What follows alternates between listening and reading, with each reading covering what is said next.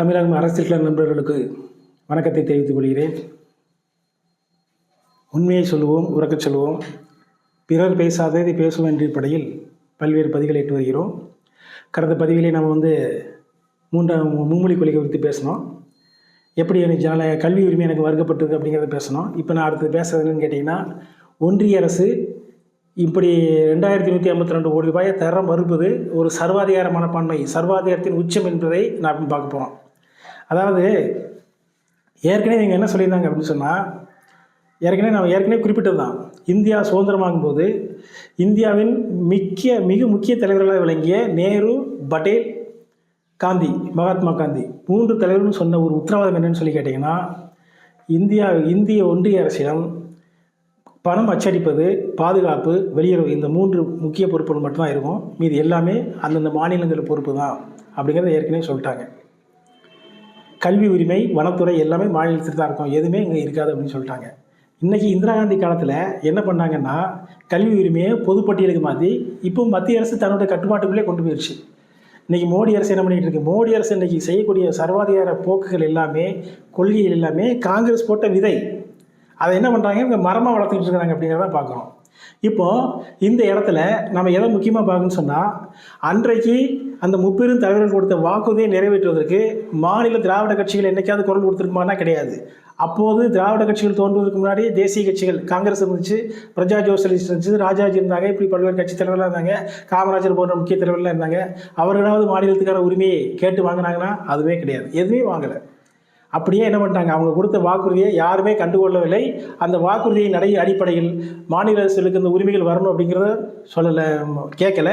அதே மாதிரி இந்திரா காந்தி காலத்தில், எமர்ஜென்சி காலத்தில் மாநில கல்வி உரிமை என்பது மத்திய அரசு பட்டியலுக்கு, அதாவது பொதுப்பட்டியலுக்கு போனாலே இது மத்திய அரசு பட்டியல் தான்.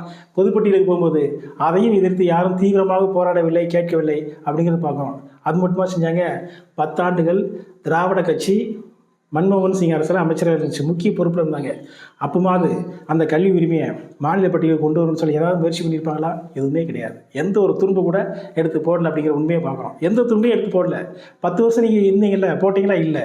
வாஜ்பாய், அதுக்கு முன்னாடி வாஜ்பாய் அரசு காலத்தில் கூட நீங்கள் மத்திய அரசில் இருந்தீங்க. அப்போமாவது அந்த கல்வி உரிமையை மாநில பட்டியலில் கொண்டு வரணும்னு சொல்லி ஏதாவது முயற்சி பண்ணிங்களா? எதுவுமே செய்யலை. சரி, இதை தான் செய்யலை. இன்றைக்கி இலங்கையில் துயரமாக இருந்து கொண்டிருக்கிற ராமேஸ்வரம் மீனவர்களிருந்து இலங்கை கடற்படையால் அடிக்கடி துன்பப்படுவதும், துப்பாக்கி சூட்டுக்குள்ளாவதும், கைது செய்யப்படுவதும், மீன் வலைகள் சேதப்படுத்தப்படுவதும், படகுகள் சேதப்படுத்தப்படுவதும், மீன்கள் பறிமுதல் செய்யப்படுவதும் சொல்லனா துயரங்களுக்கு இன்னைக்கு வரைக்கும் இருந்துகிட்டு இருக்காங்க. அதை தீர்ப்பதற்கு ஏதாவது நீங்கள் முயற்சி பண்ணியிருப்பீங்களா? ஒரு வெளியுறவுத்துறை அமைச்சராக வாங்கி, அது அந்த ஒரு இராணுவ அமைச்சராக வாங்கி அந்த பிரச்சனைக்கு நிரந்தரத்தை ஏற்படுவதற்கு ஏதாவது ஒரு முயற்சி பண்ணியிருப்பீங்களா? கிடையவே கிடையாது. ஆனால் 15 ஆண்டுகள் என்ன பண்ணீங்க? நீங்கள் மத்திய அரசில் இருந்தீங்க, திராவிட அரசு, திமுக அரசு இருந்தது. இது வரைக்கும் ஒரு துரும்ப கூட இந்த பிரச்சனையை தீர்க்கிறதுக்கு எதுவுமே போடல. அதனுடைய விளைவு தான் இன்றைக்கி மத்திய அரசு ஏறி உட்கார்ந்துட்டு இருக்கு.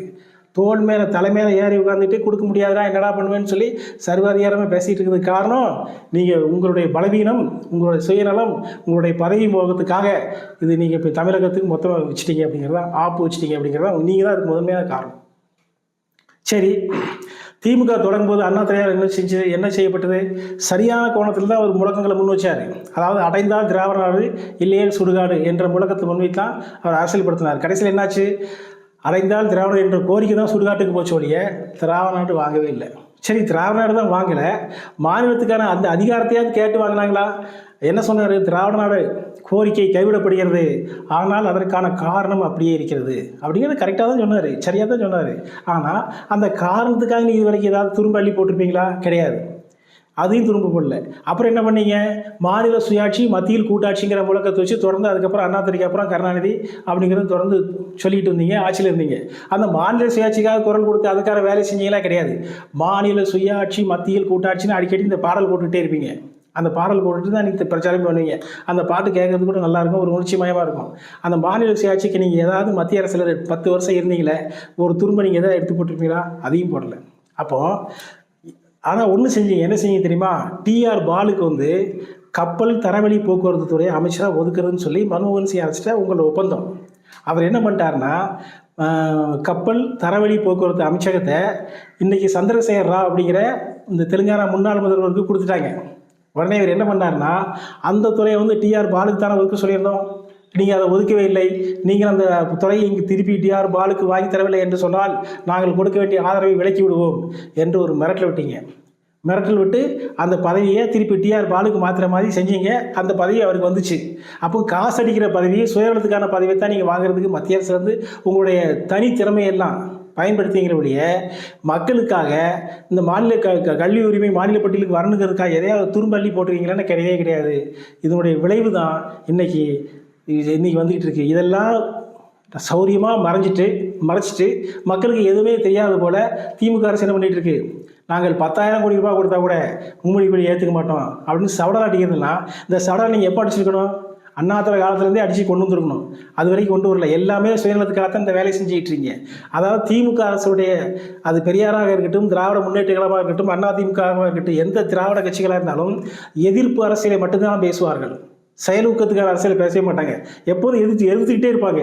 எதிர்ப்பு அரசியலை பண்ணி அதை என்ன பண்ணுவாங்க, ஓட்டு உரிமையாக மாற்றி, அதை ஓட்டு வங்கியாக மாற்றி உடனே ஆட்சிக்கு வருவது, பிரபலமடைவது அப்படிங்கிற வேலையை தான் செய்வாங்களே ஒழிய ஒரு கொள்கை, கோட்பாடு, செயல் திட்டம், ஒரு பிரச்சனை தீர்ப்பதற்கான செயல் திட்டம் என்று எதுவுமே திராவிட கட்சிகளிடம் கிடையாது. எதிர்ப்பு அரசியலை மட்டுமே பேசினார்கள். அவருடைய நோக்கம் என்பதெல்லாம் பதவிக்கு வருவது, பணம் சம்பாதிப்பது என்பதை தவிர வேறு எந்த நோக்கமும் அவர்கள்ட்ட அடிப்படையாக இல்லாதனால இன்றைக்கி இத்தகைய ஒரு கேடுகட்ட நிலைக்கு தமிழகம் தள்ளப்பட்டுங்கிறத பார்க்குறோம். அடுத்த பதிவில் இன்னும் விரிவாக பார்ப்போம். நன்றி, வணக்கம்.